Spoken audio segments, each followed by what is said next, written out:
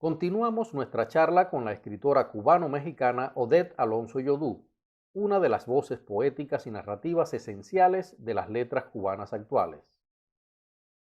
Tú y yo somos testigos de que es verdad eso que dicen de que el mundo es un pañuelo. Es decir, Sí, primero, estando yo trabajando para Cubanacán S.A., después de estar varios meses allá y de buscarte, no aparecías por ningún lado y un día saliendo yo de una zapatería de comprarle zapatos a mi esposa, entonces te veo venir por la acera. O sea, y aquel encuentro fue impresionante. Pero luego, si te acuerdas, creo que fue en Costa Rica. Costa Rica. Yo iba de Costa Rica de hacer las investigaciones para el libro mío sobre Hugo Espadafora, iba de regreso a Panamá y tú venías de Cuba de regreso a México en ese Así es. momento y nos encontramos en el aeropuerto. Y yo digo, ya esto ya es demasiado, no puede. Recuerdo que te dije, no, no, no, no, esto ya no es posible. No puede ser. Es decir, absolutamente ese tipo de reencuentro que al final, como tú dijiste ahorita, el cariño entre nosotros siempre ha sido una cosa muy, muy linda. Y la pregunta aquí sería, Odette, lamentablemente el exilio hace que este tipo de reencuentros tengan a veces mucho más valor, más impacto en la misma persona, en cada uno de nosotros, ¿no? Yo siempre llamo a nuestra generación la generación desgajada, porque prácticamente estamos fuera de la isla casi todos los que empezamos. Quedarán muy pocos en Cuba. Y la pregunta es, ¿has tenido en el exilio, te ha permitido tener ese tipo de reencuentros con otras personas en estos años? Pues mira, yo creo que contigo ha sido, pues esas sí son cosas como del destino, ¿no? Marcadas por algo que está por encima de Por nosotros encima de todo. Mm. y que no está preprogramado, ¿no? Y justo los recordaba esos dos encuentros hace unos días esperando esta entrevista, Mm. que fueron como muy sorpresivos porque en Sorpresivo ninguno de los absoluto. dos casos, sí, en ninguno de los dos casos había nada de por medio. Eh, con otras personas ha habido encuentros, pero como más previsibles, Previsible, claro. Mm. como cuando de pronto, cuando fuimos a Guadalajara, lo de que Cuba era la Ah, invitada el especial 2002, en el de año 2002, cierto. ahí coincidimos muchos amigos que no nos veíamos hacía tiempo, pero que pues era previsible que varias personas coincidieran Ujú. en ese ámbito. Y igual en la Feria del Zócalo acá, que de pronto viene gente de allá de Cuba. Pero así como tú y yo, No, eso no no. más y yo. Bueno, una cosa, pertenecer de algún modo a esos ya digamos casi que 3 millones de cubanos que están viviendo fuera de la isla, eh, han sido para muchos de nosotros, digamos, el exilio ha sido una especie de, para unos, ha sido como una especie de ruptura, calvario, pero para otros ha sido también en muchos casos crecimiento, continuidad, es decir, siempre ha sido así, o sea, como todo exilio, obviamente. La pregunta es, ¿qué ha sido para ti o qué han sido para ti, digamos, estos 30 años de exilio? Más ruptura, más continuidad, rehacerte, o sea, cuéntame. Pues mira, yo siempre cuando me han hecho esa pregunta, siempre digo que para mí ha sido una fortuna, definitivamente. En primer lugar, están las otras cosas ahí, la familia en Claro, Cuba, sí, sí. la preocupación de las cuestiones económicas y tal. Pero, ¿qué habría sido de mi vida, de nuestra vida, si nos hubiéramos quedado en esa isla, ¿no? Entonces, yo creo que la posibilidad de crecimiento y de diversificación incluso de esa mirada Exacto. poética Ujú. y literaria tiene mucho que agradecer al exilio y a la vida acá, porque pues como mismo te estaba diciendo hace un rato, hay mucho de mi literatura donde está la presencia mexicana que no estaría de otro modo, ¿no? Pues a no ser que pues, uno imaginara cómo es México, pero en ese caso es una impresión de vida y de reflexión de muchos años ya de vivir acá, que tampoco es la sorpresa de la llegada, sino de toda una incorporación de cosas en la vida y en la literatura, incluso de integración a otros círculos literarios, porque pues acá yo me relaciono con los escritores mexicanos y de pronto pues sí voy a la Feria de Miami, allá estoy con todos los amigos de Cuba, ¿no? Entonces también hay esa dualidad en la relación entre grupos literarios y entre círculos, y eso es definitivamente provechoso para un escritor. Sin embargo, o sea, yo siempre digo que, o sea, yo con Cuba no tengo una relación de que yo me amanezca en la mañana y vaya a ver qué ley nueva aprobaron y qué barbaridad se hizo allá. No, yo vivo aquí y mi realidad de aquí es la inmediata, es la que me interesa de manera inmediata. Pero también hay todos esos recovecos de la memoria y de la imaginación. Exacto. Es un fuente de la literatura definitivamente.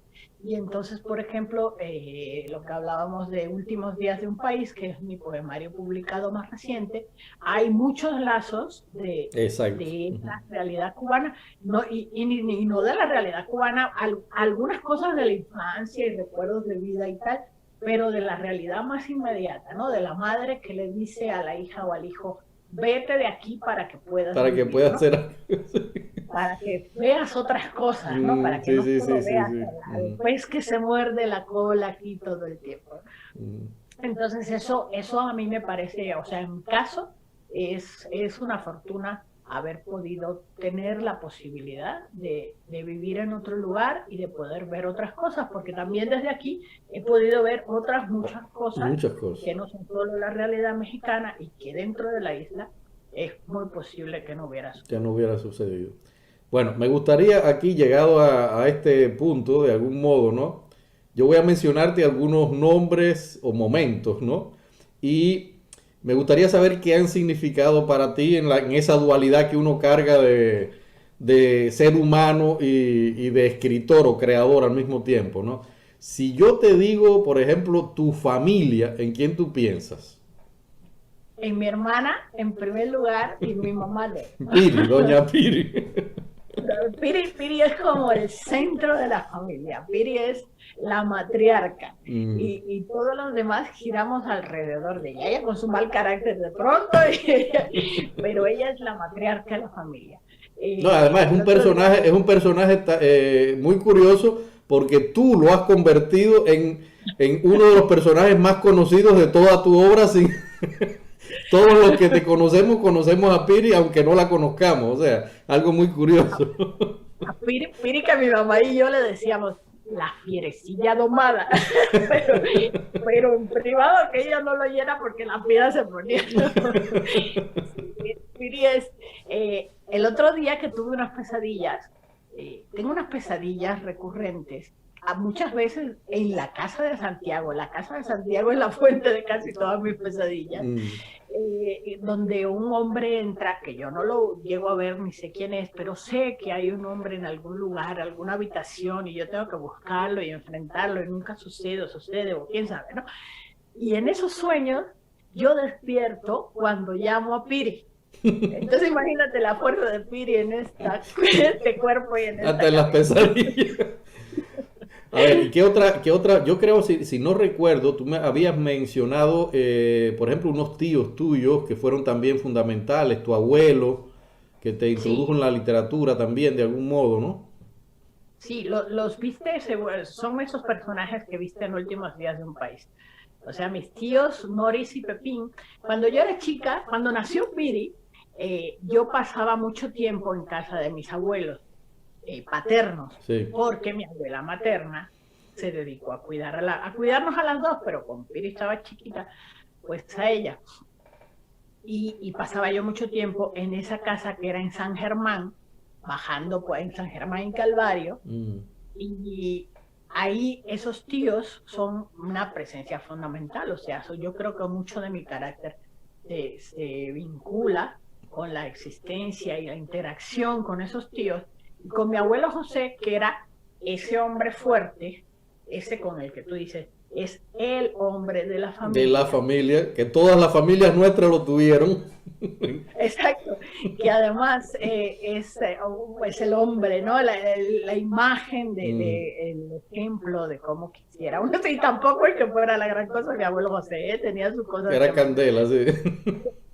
pero esa era como la perspectiva de niño. Entonces esa casa de ahí, igual mi abuela, no sé si es en este libro de Últimos Días de un País, porque en el que estoy trabajando ahora regreso a esa cosa de la familia, que no es exactamente mi familia, sino una familia creada desde la literatura para hablar de la familia.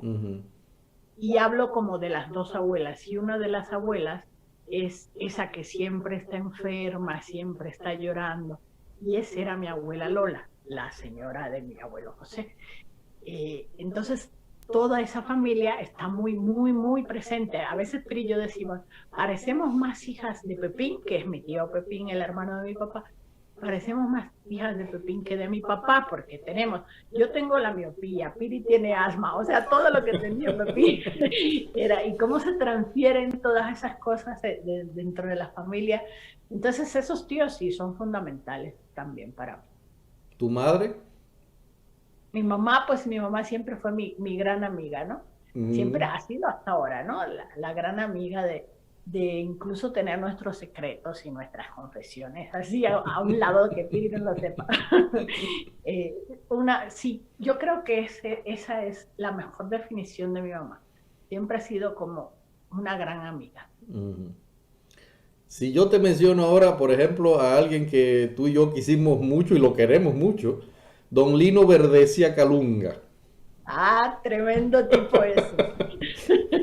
Por ahí lo veo luego en Facebook, porque estos señores mayores también se asoman por ahí a mirar. Ya anda por ahí, sí, sí.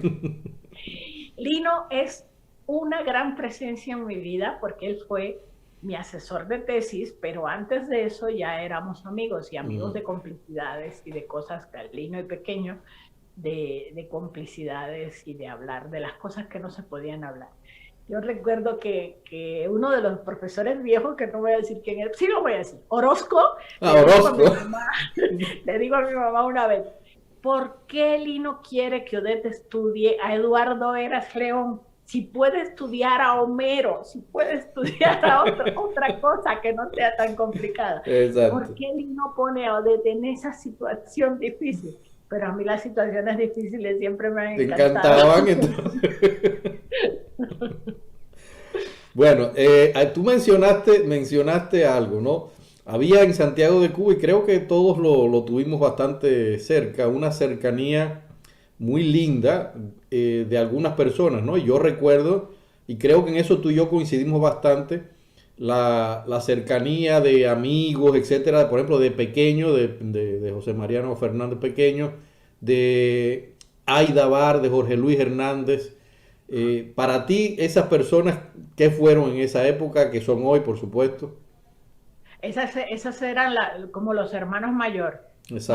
Incluso Marta Mosquera. Marta, exacto, Marta Mosquera, cierto. Muy amigas de irnos a tomar el café, y también de complicidades de quién era el novio y quién era el amante y esas cosas de la juventud, y hasta algún enamoramiento entre nosotras, yo creo, hubo también en cierto momento. En ese momento ellos fueron como esa generación anterior a nosotros, pero inmediata. Y de esa generación, precisamente ellos cuatro, fueron las personas que tenían como la voluntad y la disposición de acercarse a los jóvenes. Y yo siempre fui como ese elemento, como ese puente entre las dos generaciones, porque yo me acuerdo que los chicos de la escalera, desde la escalera, que era este lugar, el Museo de Carnaval, donde nos sentábamos en las noches a tomar ese ron que nos dejó ciego después a todos, y ahí los muchachos decían, no, pues es que ellos no se comprometen, hablando de Marta, de Jorge Luis, de Pequeño, de Aida muchísimo más, porque Aida siempre es una señora formal y decente. Formal, sí, y más vinculada al poder cultural también, exactamente, cierto. Sí, pero además de su carácter, no andaba ella bebiendo ron en las escaleras, igual, que los otros sí. Y yo siempre, en ese momento comprendí que cuando uno era mayor y tenía ya ciertos intereses creados, como los hijos, la casa, los compromisos sociales o políticos, pues no podría tomar las decisiones tan arrestadas que a lo mejor tomábamos que tomaron nosotros de jóvenes, que no teníamos nada que arriesgar. Y ellos fueron para mí como este elemento, ¿no? Como el comprender a los mayores, el relacionarme con ellos, y era un poco de privilegio también para mí estar cerca de ellos. Nosotros retomamos las ediciones Caserón y armamos aquellos libritos pequeños de la colección cuando se descentralizó lo de la literatura y no sé qué. Y esa fue una experiencia muy, muy grande para mí, estar vinculada a editores y a diseñadores que tenían ya experiencia en el trabajo y de los que yo aprendía muchísimo. Me acuerdo que Pepe y yo hicimos una columna en el Perfil de Santiago, y como se llamaba Perfil de Santiago, la columna de nosotros se llamaba De Punta porque pretendía molestar, y Pepe me dijo, ¿cómo se llamaría tu hijo cuando lo tengas? Y yo le dije, Fernando. Y entonces el seudónimo que usábamos era Claudio, que era Claudio su hijo mayor, Claudio Fernando. Y hablábamos pues, del carnaval o de lo que se hablaba. Sí, recuerdo. A ellos yo pienso que a ellos hay que darles ese mérito, porque sí recuerdo algo que lamentablemente fue muy triste, ¿no?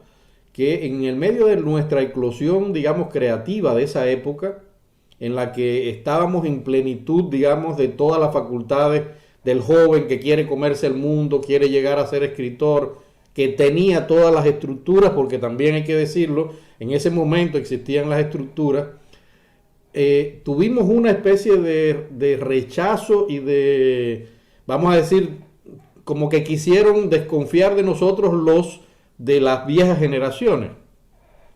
Y ellos no, o sea, de pronto, tanto pequeños, yo recuerdo las broncas de Jorge Luis Hernández a favor nuestro, defendiéndonos mucho, pequeño y sus grandes broncas con la gente de la AHS para que nos respetaran más a nosotros. Es decir, había un grupo de cosas y ellos fueron, digamos, nuestros hermanos mayores. Tú lo dijiste muy bien, fueron nuestros hermanos mayores y los que nos daban, de pronto nos daban un cocotazo y después nos pasaban la mano, también hay que decirlo, porque la misma Aida a nosotros, a mí personalmente me llevaba totalmente fuerte, ¿no?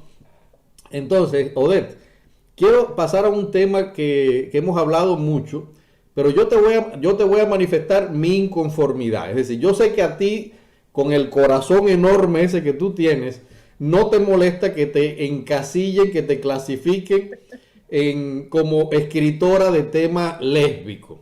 Pero yo, que conozco tu obra, creo conocerla bastante profundamente, porque tú siempre te la ingenias para hacerme llegar tus libros. Es algo muy lindo. Yo creo que eso olvida y de algún modo menosprecia un poco o deja, vamos a decir, o deja aparte una gran parte de tu obra que yo considero tan importante como tus aportaciones dentro del tema lésbico. Yo recuerdo, por ejemplo, los cuentos de Hotel Pánico, para ponerte un caso. O sea, me parece que son cuentos que son necesarios, no tienen mucho que ver o prácticamente nada que ver, son de temas varios completamente. No es como con La Boca Abierta, que prácticamente sí era todo ese tema, pero en tu poesía también existe esa dicotomía. Creo que incluso hay un solo libro tuyo que realmente se centra en el tema lésbico. La pregunta aquí, ¿no te has sentido tú un poco incómoda con esa clasificación? Pues mira, es que la clasificación esa está afuera de mí. O sea, yo creo que lo malo realmente sería que yo me clasificara a mí misma solo en ese tema. Y como bien tú dices, y yo apunto cada vez que tengo oportunidad de hacerlo, ese no es el único tema que yo trato.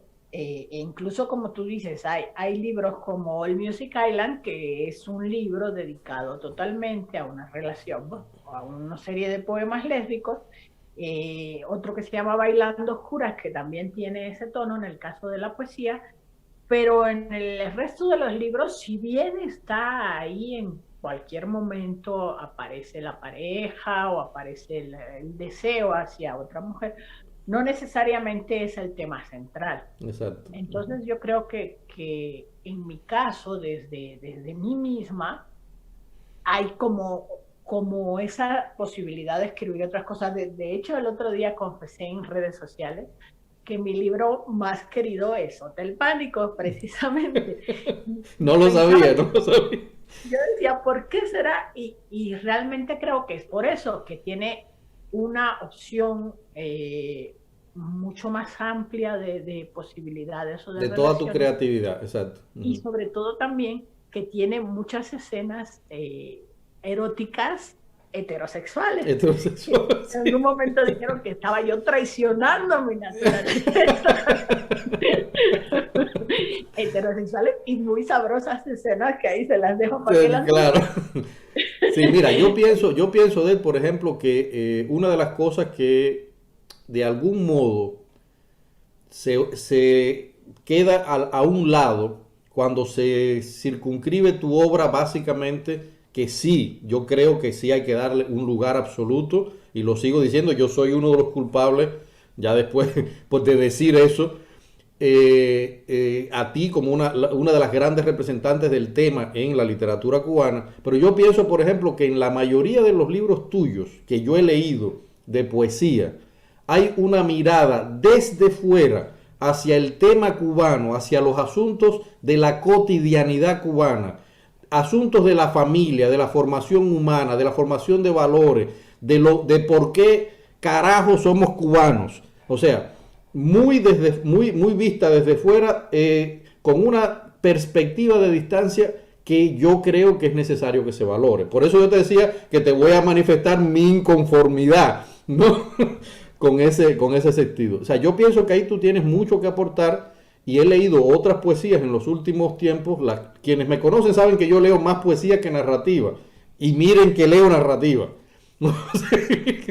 Pero leo mucha más poesía y puedo decir eso, es decir, tu voz es una de las voces más, vamos a decir, más agudas a la hora de analizar desde lo pequeño, desde lo cotidiano, desde lo familiar, desde los sentimientos que mucha gente no considera poesía, que no considera, pues, vamos a decir, lírico, esa marca de Cuba en cada ciudadano, en cada persona. O sea, yo pienso que eso merece ser analizado, ¿no? Pero por eso te lanzaba el anzuelo a ver si mordías, ¿no?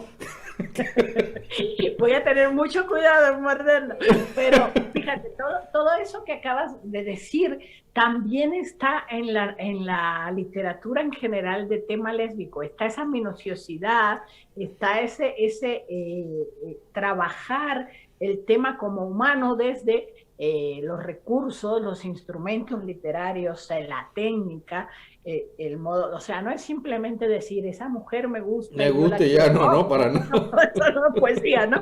Sino y eso también es una de mis intenciones y de mis objetivos al trabajar cualquiera de los temas, porque finalmente todos los temas se mezclan. Pero mira, yo te voy a poner un ejemplo muy claro de cómo funciona, que yo pienso que esa es la literatura. Tú escribes, en este último libro yo acabo de leerme un par de poemas en el que obviamente está dirigido a un amor de otro caso. Cuando yo lo leo es como si yo lo estuviera recitando, es decir, es lo que yo diría ante esa situación, y esa es para mí la literatura. Es decir, ahí no hay sexo, no hay género, no hay nada, es sencillamente, bueno, esto es lo que yo le diría a una persona amada. Claro. Punto. Más son mecanismos de comercialización y de promoción de la literatura. Exacto. Y siempre me decía una amiga, es muy conveniente lo del nicho del LGBT, porque ahí tu público sabe exactamente dónde ir a buscar. Dónde ir a buscar, exacto. Y en algún momento recuerdo haberle dicho a una amiga, pues vamos a hacerlo, ¿no? Vamos a hablar de literatura desde este tono. Claro. Y es una un poco misión también, o sea, dejar ver, porque yo tampoco es que yo escriba para que nada más me lean las muchachas, claro, sí. Y es también dejar ver a todo lector, por eso también hay personajes que están metidos en otras tramas, que están ahí, los encuentras y de pronto dices, caray, es una manera de hacer ver, y es en definitiva hacer ver, es esto de la observación y del detalle que hablábamos desde el principio. Entonces, tú no tengas miedo, yo no me voy a perder en ningún camino, ni ese ni ningún. Si te gustó este video, suscríbete a mi canal, comparte con tus amigos y activa la campanita de notificaciones para que seas avisado cuando salga un nuevo video. Muchas gracias y hasta la próxima.